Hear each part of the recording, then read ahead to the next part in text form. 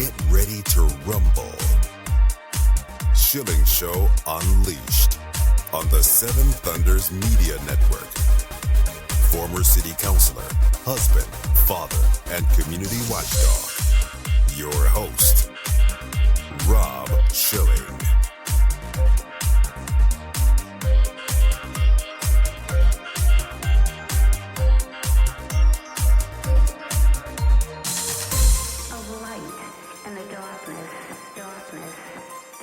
Welcome to the Schilling Show Unleashed Podcast. Remember, your direct support makes our show possible, and you can directly support this podcast by visiting shillingshow.com and then clicking on the Patreon banner at the top of the page to make a monthly contribution. We appreciate your support. The Schilling Show Unleashed Podcast welcomes Scott Schara, Grace's dad, and the host of Deprogramming with Grace's dad. Today's topic, a really disturbing one, the ascendance of medical murder. And Scott Schara, welcome back to the Schilling Show Unleashed podcast. Well, thanks for having me back, Rob. Scott, I always like to start by you telling us about your daughter, Grace, because really she's the focus of all of this, is where it started, and then so much more was uncovered. So tell us about Grace, please. Well, Grace she was a gift from God. We decided to turn the baby department over to God when we were 39 years old. He blessed us with a Down syndrome daughter who was born on September 22nd of 2002. And oh boy, did she change our life. You know, what I miss most about her, as she developed, when she was little, Rob, I had the perspective that, well, she's never going to be able to do certain things.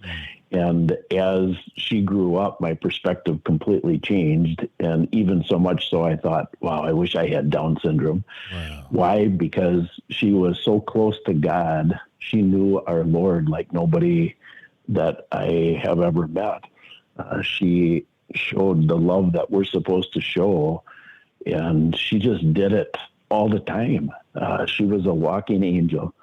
And, as a dad, I taught her all kinds of crazy things, what dads do. But what I taught her most was my literal sense of humor. And I sure miss that. A quick story I'll share with you, and that'll give people a picture of who Grace was. She learned to look at things literally and then see the humor in it. So when we were in the truck one day, we're listening to the radio and the Piggly Wiggly, which is it's a regional food chain. The jingle comes on, and the jingle is Piggly Wiggly shop the pig. Mm-hmm. And Grace said, "Dad, you can't shop a pig. First you shoot the pig, then you eat the pig, but you don't shop a pig." And it's like, oh my gosh, I just love that. Oh, I miss her so much, Rob. I know you do, and it was through such tragic circumstances that all of this came about. We're talking today about medical murder, and after some investigation, you believe that's what happened to Grace. Correct. I now have about 3,500 hours of research into this. And after Grace's last day on Earth was October 13th of 2021. And after about 500 hours of research, I concluded that she was murdered. And that was in April of 22. So you think, well, how could you possibly think she was murdered? Well, she went into the hospital with what we thought was COVID. Now that I've researched that, I don't know what she had, but, I took her in because I had bought into the fear porn and I was afraid for my daughter. So she just had a cold. We were monitoring her oxygen, and it dropped to 88% on the morning of October 6th. The protocol, which we were following, the FLCCC protocol, said to admit yourself to the hospital if that number dropped below 94%. Mm-hmm. I did. And, that fear is something I repented for. And it's one of the reasons I have become very outspoken, is because this is one of Satan's tactics: lies, deception, and fear. Those are the tools of Satan. Ultimately, my daughter lost her life because I admitted her to the hospital. If I would have not done that, she'd be alive today. So what is the reason I call her death murder? Is because what they did to her is they started her on a sedation med called Precedex that was not necessary whatsoever. That was done so that they could put Grace on a ventilator. Grace was never a ventilator candidate, nor is anybody with COVID a ventilator candidate. But that's their goal when somebody's in the hospital, because that's where the big payday is.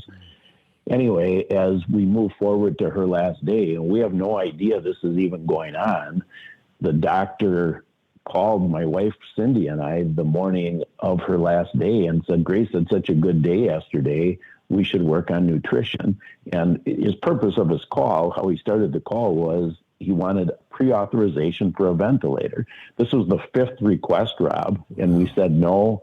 I suspected they knew we would say no because Plan B shows exactly why I called Grace's death murder. So now we find out after looking at the record, she's been on Precedex for 4 full days at this point. Precedex, the package insert for that drug says, if you use the drug for more than 24 hours, it causes acute respiratory failure. Well, that is the first cause of death listed on Grace's death certificate. But that wasn't enough. After we said no, he increased, while we were still on the phone, he increased the dose of Precedex to the maximum allowable dose. Simultaneous with hanging up the phone call, he put an illegal do not resuscitate order on Grace's chart. And that was still not enough. They combined Precedex with lorazepam and morphine. That combination of meds is what you use to euthanize somebody in their last hour of hospice care. And they did that in a 29-minute window on Grace. And when it came time to revive her, none of the nursing staff or doctor would even come in the room because of the illegal do not resuscitate order. We were screaming through a FaceTime call. I had been taken out by an armed guard 3 days earlier. You might remember that. And my daughter Jessica was now in the room with Grace. We're all screaming, Cindy and I on a FaceTime call, and Jessica to the nursing staff to come in, and they refused, hollering back to us, she's DNR. And we watched Grace die on a FaceTime call at 7:27 on October 13th of 2021. This is such a devastating story, and quite frankly, I must applaud your family and the faith that you have in God to continue on after seeing something like that. It would have been very easy to just go away. Let's talk about what happened afterwards, because you have been on a path and you've discovered so many things, and this is such a broad topic as you have discovered. Oh, it's huge. So, I think that, God orchestrated certain things with Grace's case to open my eyes. First of all, she was never on remdesivir or a ventilator. Mm-hmm. Second of all, we were in the room, so we got to see certain things.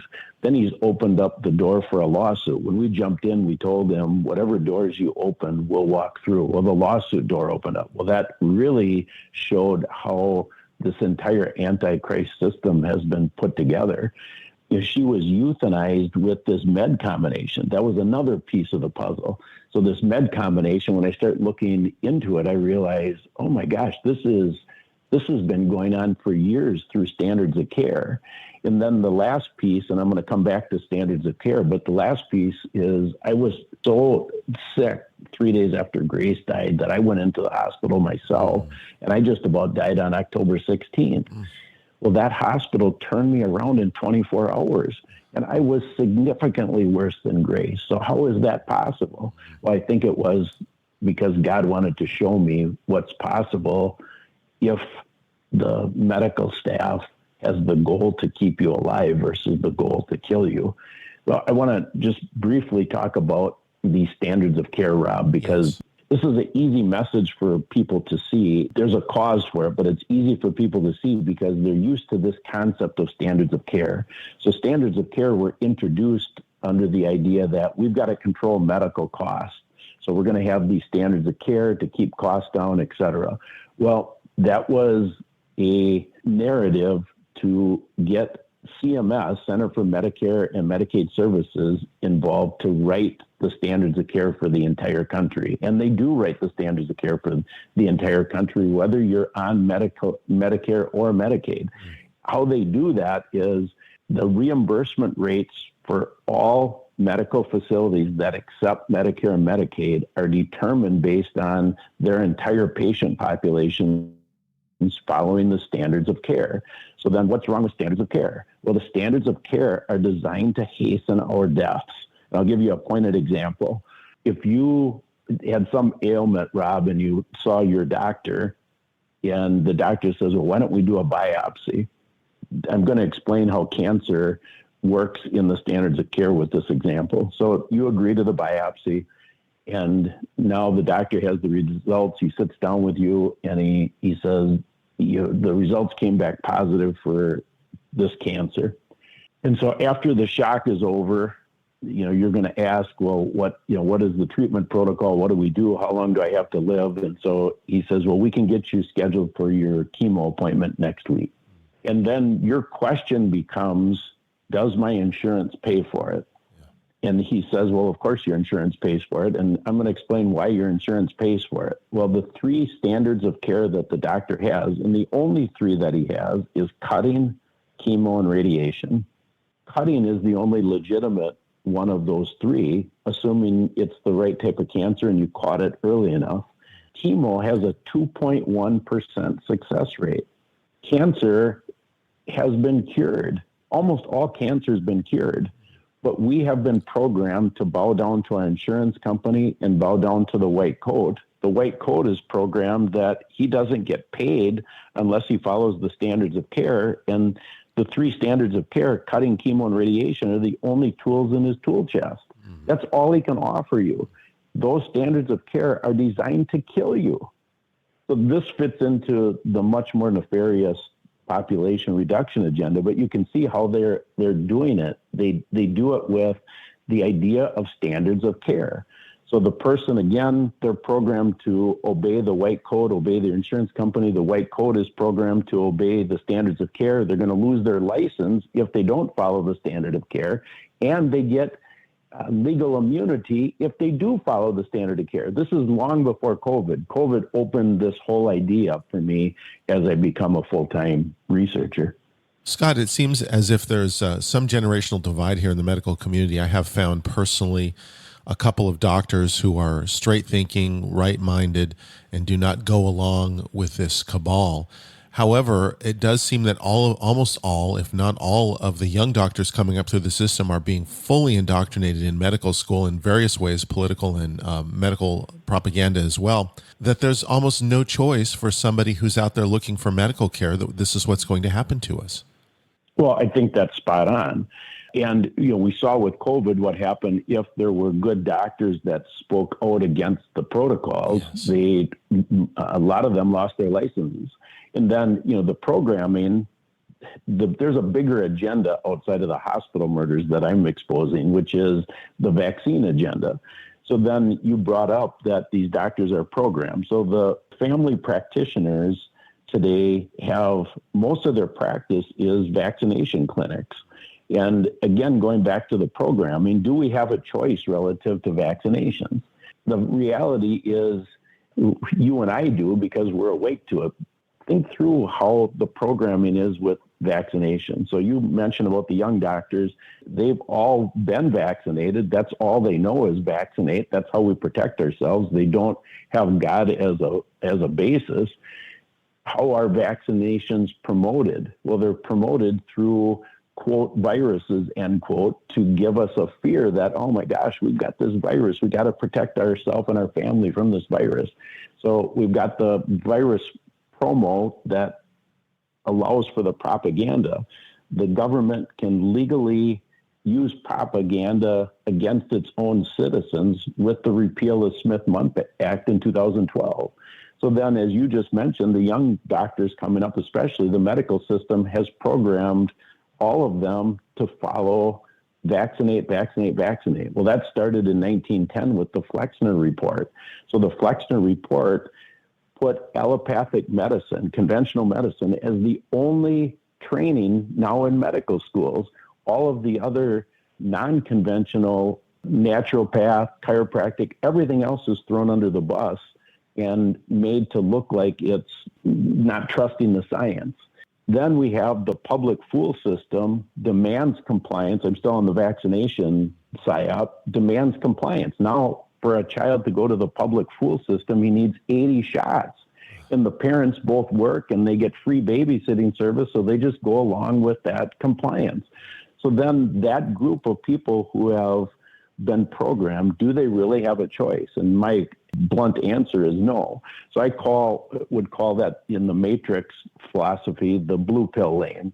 The red pill lane has bought into the opposite, but not out of the system. what they have come up with as a slogan, where there is risk, there must be choice. So that was the opposite of the mandate. So the mandates for the shots, they have rejected the mandates, the red pill lane, saying where there is risk, we should have a choice. So they're standing on choice. Well, they can't see that now by standing on choice, they've still bought into the vaccination agenda versus we should throw the whole thing out. No vaccine has ever been tested. The whole thing is a psyop. And how is it proven? Well, God was not asleep at the switch when he created man. He knew what was going to happen from the beginning through the end. And he made our bodies fearfully and wonderfully made. And we can't even see that if we're looking through the lens of the vaccination psyop. When you look at what happened with COVID, they raised the bar to hospital murders. So before it was just fear porn with viruses, but they raised the bar to hospital murders because they wanted that evil mRNA technology in everybody's arm. It is so evil, Rob. Anyway, I wanted to just explain that from the concept of the vaccination agenda so that people can see what is really going on. You see the same thing with abortion. The politicians are debating abortion at 2 weeks or full term. So now by even debating that, you've agreed that we're in the abortion agenda versus looking at it outside from God's perspective. Abortion is murder. Thanks for letting me explain that. The Schilling Show Unleashed podcast continues with our guest, Scott Schara, in just a moment. Schilling Show Unleashed.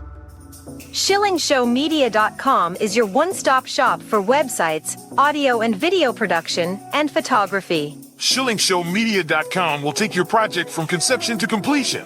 ShillingShowMedia.com is reasonably priced and highly professional. Need a website for your business? Visit ShillingShowMedia.com. Need a video created or edited? Visit ShillingShowMedia.com. Have a photography or graphic design project? Visit ShillingShowMedia.com. ShillingShowMedia.com is your one-stop shop for websites, audio and video production, and photography. Visit ShillingShowMedia.com. That's ShillingShowMedia.com.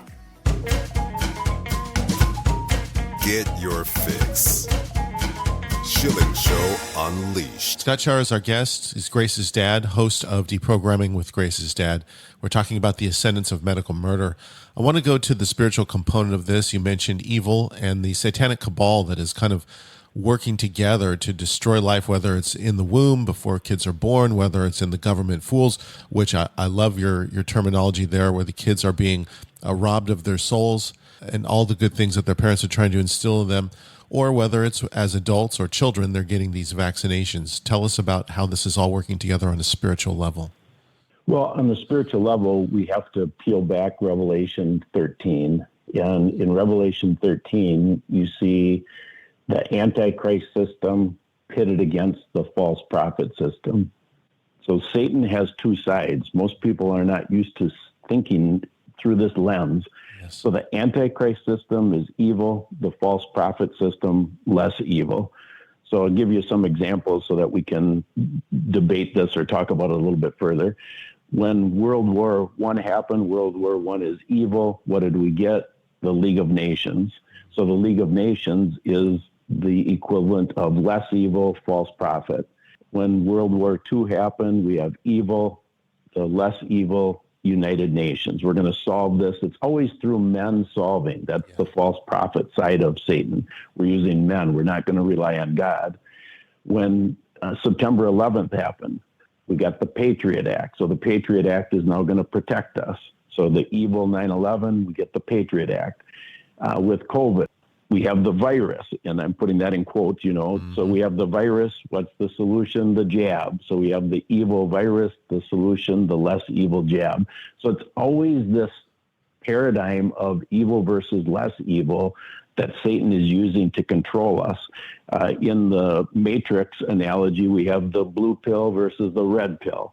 And this pursuit of knowledge is the red pill lane, and we're programmed that we can get out of anything by pursuing knowledge. Well, that's the same knowledge that Satan used to convince Eve to eat from the forbidden fruit in Genesis 3:6. So this pursuit of knowledge becomes the red pill lane, and then we're trapped into the dialectic that Satan wants us to be trapped in. So now, as terms that most people are familiar with today, we have the Great Reset. So that's the evil. And then the less evil is the Great Awakening. So how do I know that that's less evil? Because there's no acknowledgement by the people promoting the Great Awakening that COVID was a call to repentance. There's no acknowledgement that we got into this place where we're at in society by rejecting God. So consequently, the only way out is by acknowledging that fact and repenting. So that's the spiritual agenda from how we see it walking around. And this has been going on since Satan came on the scene 6,000 years ago, where he's had an agenda. The spiritual agenda is, do I get the souls in my tally? So that's what Satan's goal is to get souls in his tally. That's why this is a spiritual battle. And it is really laid out well in Revelation 13. There is another connection that people might not make, and I'd love for you to get into this because you've spent a good deal of time talking about genocide and the Holocaust connection as it relates to what we're going through presently. It's hard for people to understand this unless you look at history. So this has happened before. What happened in the Holocaust is there was a banality of evil. Hannah Arendt coined that phrase. Banality means common. Evil was so common that people didn't recognize it. So they were able to get the common person involved with the execution and murder of the Jewish population. So how is that even possible? So the Christian and Jewish leaders of the time actually led the people to the gas chambers.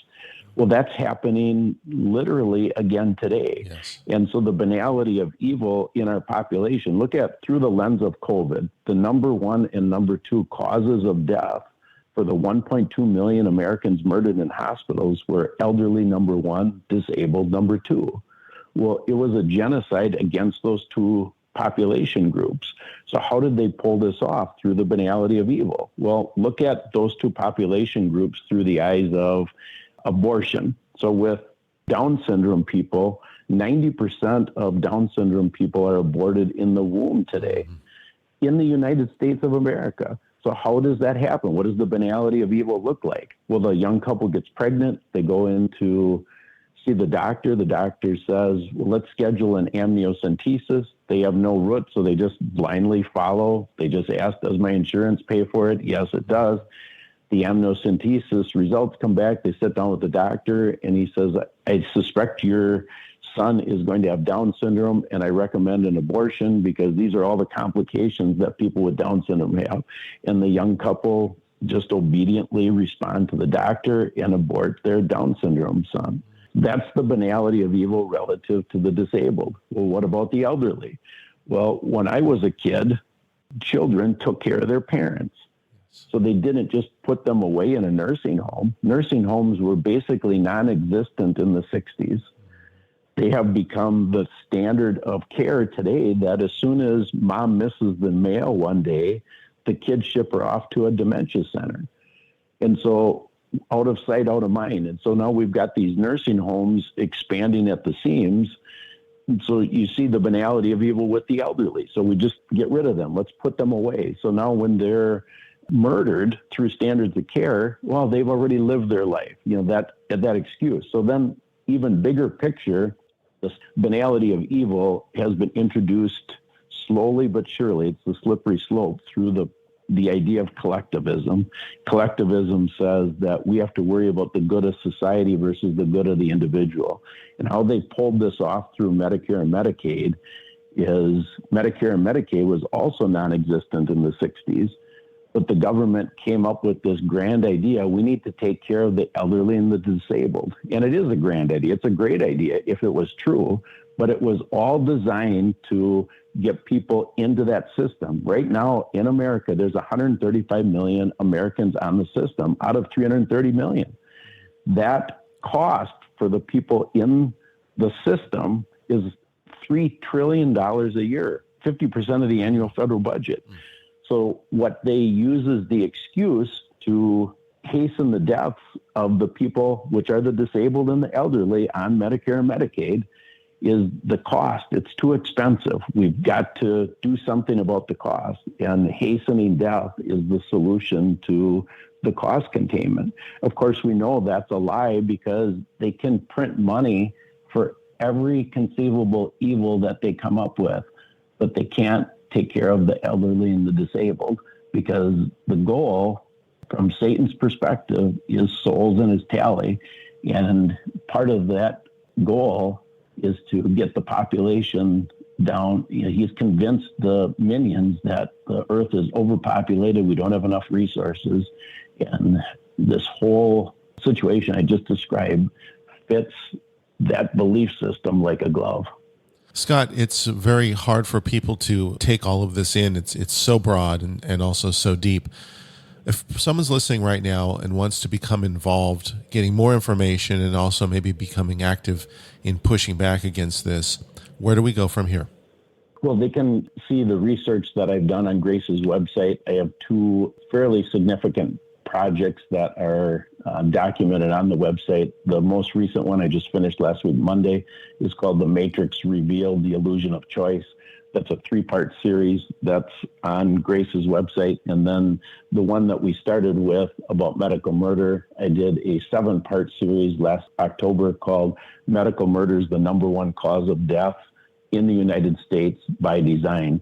So you can get yourself educated. I think that's a very important piece of this, because once you're educated as to what's going on, then you can be prepared. Until our beliefs change, our actions don't follow.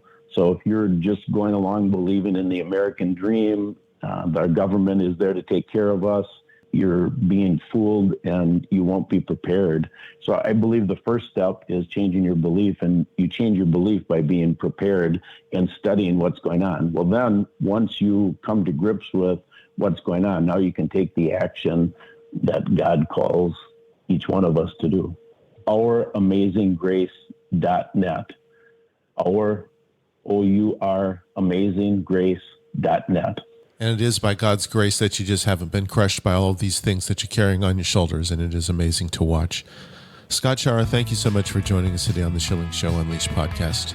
Thanks for having me, Rob. That concludes another edition of the Schilling Show Unleashed podcast.